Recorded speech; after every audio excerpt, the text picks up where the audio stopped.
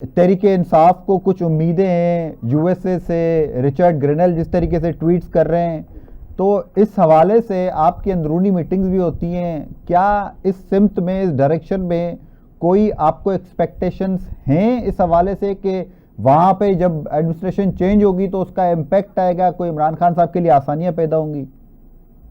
دیکھیے، دو چیزیں تو بڑی واضح ہیں۔ پہلی چیز یہ کہ بحیثیت ایک سیاسی جماعت کے، میں تو ایک دفعہ بھگت چکا ہوں اپنی جوانی میں۔ 1971 میں 7th فلیٹ آ رہی تھی امریکہ کی، کہ جو ہمارے ملک کو جوڑ کے رکھے گی، میں دوبارہ جو ہے میں ایسی امیدیں باندھ کے نہیں رکھتا۔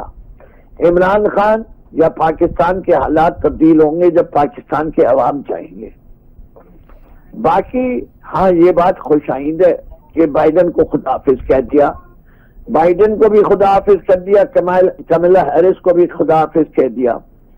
ٹرمپ کا ایک نیا چیپٹر شروع ہوگا، اور ہوپ فلی وہ اس قسم کی رنجش دل میں نہیں رکھے گا جو کہ بائیڈن ایڈمنسٹریشن رکھتی تھی، اس سے کہ وہ یہ سمجھتی ہے ٹھیک ہے افغانستان میں جو امریکہ کے ساتھ ہوا اس کے اندر پاکستان کی حکومت اور عمران خان کی حکومت کا ہاتھ ہے۔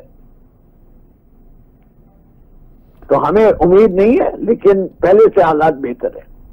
اچھا سر، تو اگر آپ لوگ نہیں اس چیز کو اپریشیٹ کرتے کہ یو ایس پاکستان کے اندرونی معاملات میں کسی قسم کی کوئی مداخلت کرے، جس طریقے سے عمران خان صاحب پہلے بھی ایبسلیوٹلی ناٹ کا نعرہ جو لگا چکے ہیں، تو اس وقت جس طریقے سے تحریک انصاف انٹرنیشنلی لابنگ کر رہی ہے، ایون جس طریقے سے بائیڈن اور ٹرمپ انتظامیہ کی اسپیسیفکلی اگر ہم بات کریں تو ان کے جو قریبی لوگ ہیں وہاں پر جو جس طریقے سے لابنگ کی جا رہی ہے، تو یہ کس چیز کا انفلوئنس آپ کریٹ کرنے کی کوشش کر رہے ہیں؟ وہاں پہ لابنگ کرنے سے کیا فائدہ ہوگا؟ اگر آپ چاہتے ہیں کہ یو ایس کی کوئی انوالومنٹ نہ ہو تو یہ تو ایک طرح سے وہی چیز ہے نا، اسی چیز کی آپ کوشش کر رہے ہیں کہ پاکستان کو کس طریقے سے انفلوئنس کرے اور پاکستان میں تحریک انصاف کے لیے آسانیاں پیدا ہوں۔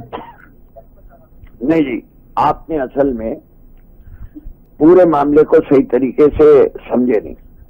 ہم کیمپین کر رہے ہیں پاکستان کے لیے، ہم پاکستان میں جمہوریت چاہتے ہیں، پاکستان میں جمہوریت کا جنازہ نکالا گیا، ہم پاکستان میں آزاد عدلیہ چاہتے ہیں، اس کی کیمپین کر رہے ہیں۔ یہاں پوری جوڈیشری پولیٹیسائز ہو گئی، سینیورٹی کا پرنسپل ختم ہو گیا۔ جو آپ نے کمیٹی کے پارلیمانی کمیٹی کے ذریعے ججز بنائے اور جو اس کی کمیٹی کی کمپوزیشن تھی، اس کے حالات اور اس کے نتائج آپ دیکھ رہے ہیں 26ویں آئینی ترمیم کے۔ آپ کے 2 سینئر موسٹ ججز کو آپ نے فارغ کر دیا، ایک کو پہلے فارغ کر دیا تھا۔ 3 سینئر ججز سے آپ لوگوں نے خدا حافظ کر لیا، اور آپ سمجھتے ہیں کوئی لاس نہیں ہوا۔ آپ نے قانون بنا کے کہ ایک آرمی جنرل جس کی لائف 3 سال ہوتی تھی آرمی چیف کی، اس کی لائف اب آپ نے کم سے کم اگر وہ چاہے تو 20 سال رہ سکتا ہے۔ 3 ایکسٹینشن، اور اس نے 3 سال تو تقریباً گزاری چکا تھا۔ تو یہ اگر کسی بھی انسٹیٹیوشن کے لیے اچھی چیز ہوتی تو ہمیں یہ سول سروس میں بھی کرنا چاہیے۔ ہر آرگنائزیشن کے ہیڈ کو یہ رائٹ ہونی چاہیے کہ 65 سال کی عمر کا کوئی تعلق نہیں ہے۔